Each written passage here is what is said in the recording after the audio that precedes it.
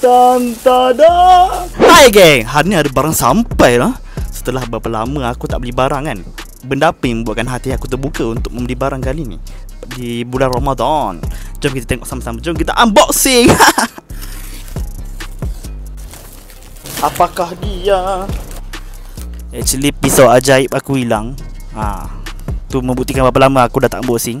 So aku menggunakan pisau yang tak berapa nak ajaib. Oh, tidak sabar. I like it. Puasa kena behave sikit. Tak boleh jerit. Tak boleh nak keluarkan tenaga banyak. Siut lah. Betul ke apa yang aku dapat ni? Dan aku bakal lihat. Adakah ini mimpi? Apa benda ni? What is this, man? What is this? Apa benda dibagi kat aku ni? Keping apa benda ni? Adakah ini sotong keping untuk aku berbuka puasa? Keluarkanlah satu persatu.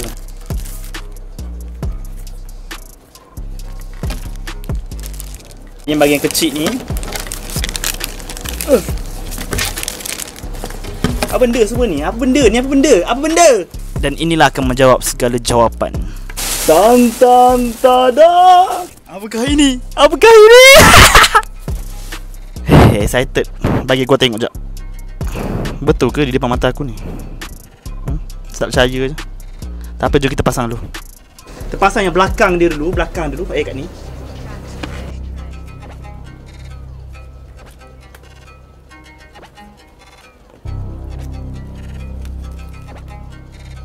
Belakang sudah settle. Jadi macam ni.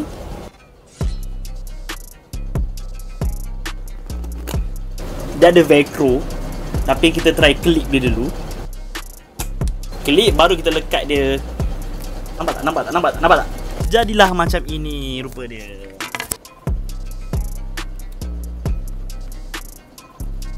Barulah keluar, man. Jom kita try pakai dululah topeng ni. Muat ke? Macam tak muat kat kepala aku.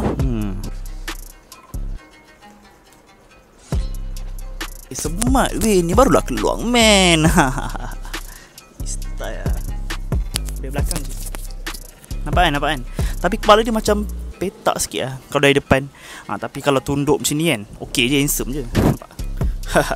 Akulah keluang, man. Kau tak ada kan? Jealous lah tu. Kita enjoy. Tapi nak komplain sangat sebab harga dia pun murah gila bab satu. Okay, itu je lah. Bye. Okay, tadi nampak macam tak lawa kan. Tapi sebenarnya dia kena pakai betul-betul lah. Pakai betul-betul. Lepas tu dia macam kena tunduk sikit. Nampak? Pak dia kena tunduk sikit macam ni, bawah semat. Bawah kepala tak nampak petak. Okay, kepala aku yang besar kot. Semat kan? Sama. Akulah keluarman yang bermisai. Bukan. Akulah keluarman sejati.